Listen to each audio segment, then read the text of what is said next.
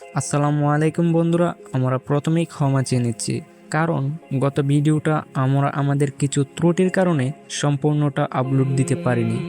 তাই এখন অসম্পূর্ণ পার্টটি আপলোড দিচ্ছি। কিছু লোক রাতের বেলা এক অন্ধ ব্যক্তিকে নিয়ে সেই জাহাজে গেল এবং তাকে সেই মলে ফেলে দিল। তারপর লোকটি যখন সেই মল থেকে উপরে উঠল, সঙ্গে সঙ্গে তার অন্ধত্ব দূর হয়ে গেল। এইভাবে যখন পরপর দুটি লোক দৃষ্টিশক্তি ফিরে পেল, সারা দেশে তখন এক আলোড়ন সৃষ্টি হলো। সবাই বলা বলি শুরু করলো, ওই জাহাজের মল অন্ধত্ব দূর করে। এই খবরগুলো শুনে যারা অন্ধ ছিল তারা নিয়মিত সেই জাহাজে আসা যাওয়া আরম্ভ শুরু করলো। এভাবে শত শত লোক প্রতিদিন সেই জাহাজে এসে মলে ডুব দিত। এমনকি অন্য রোগে আক্রান্ত রোগীরাও সেই মলে ডুব দিত।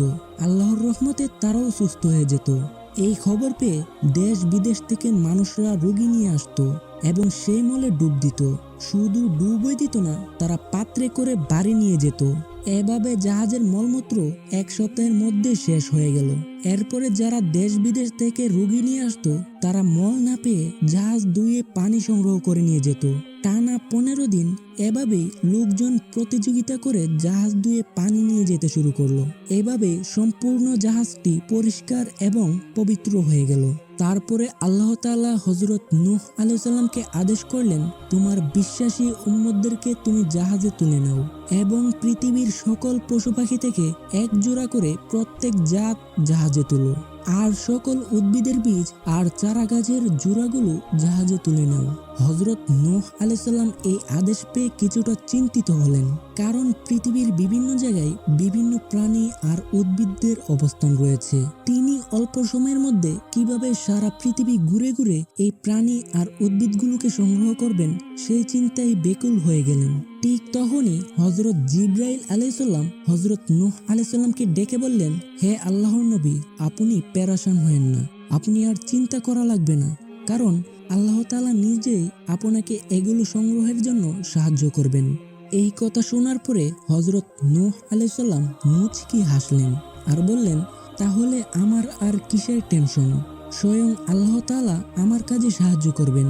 এরপরে হযরত জিবরাইল আলাইহিস সালাম বললেন, আপনি তাড়াতাড়ি এই কাজগুলো সমাধান করুন, হাতে বেশি সময় নেই। কয়েকদিনের মধ্যেই এক বড় মহাপ্লাবনে এই পৃথিবী তলিয়ে যাবে। এরপর হযরত নূহ আলাইহিস সালাম আল্লাহ তাআলার নির্দেশ মোতাবেক পৃথিবীর বিভিন্ন জায়গায় সফর শুরু করলেন আর প্রাণী উদ্ভিদের বীজ সাথে চারাগাছ সংগ্রহ করা শুরু করলেন। এরপরে আল্লাহ তাআলার হুকুমে তিনি তার আত্মীয় স্বজনদের কাছে মহাপ্লাবনের কথা জানালেন এবং বললেন তারা যেন সঠিক সময়ে জাহাজে উঠে যায়, কিন্তু তার কথায় কেউ তেমন একটা গুরুত্ব দিল না। এরপর তিনি জাহাজের কাছে চলে গেলেন। এরই মধ্যে দেখা গেল জঙ্গল থেকে বিভিন্ন প্রকারের প্রাণীরা জোড়া জোড়া জাহাজের কাছে এসে ভিড় করলো। তারপরে হযরত নূহ আলাইহিস সালাম জাহাজের ভিতরে এসে প্রাণীদেরকে তাদের নির্দিষ্ট জায়গায় বসিয়ে দিলেন। এরপরে হযরত নূহ আলাইহিস সালাম আত্মীয় স্বজনদের ডাকলেন। তারা সংখ্যায় খুবই কম ছিল।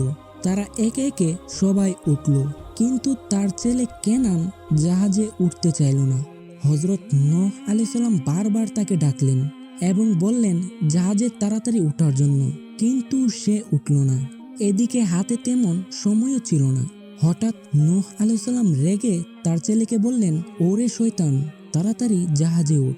এই কথা বলার সাথে সাথেই ইবলিস শয়তান সবার চোখ ফাঁকি দিয়ে এক লাফে জাহাজে উঠে পড়ল, কিন্তু হযরত নূহ আলাইহিস সালামের ছেলে কেনান আর উঠল না।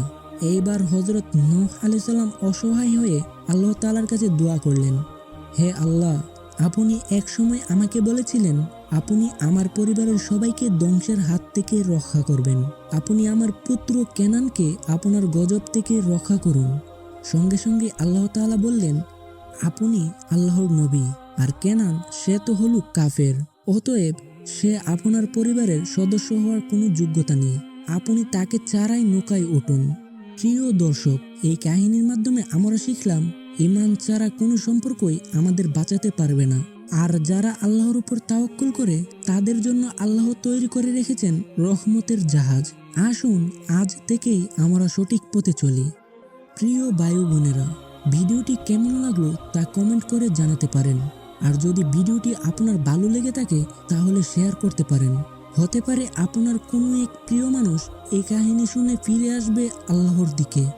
আরও এমন ইসলামিক গল্প পেতে আমাদের চ্যানেলটি সাবস্ক্রাইব করতে ভুলবেন না।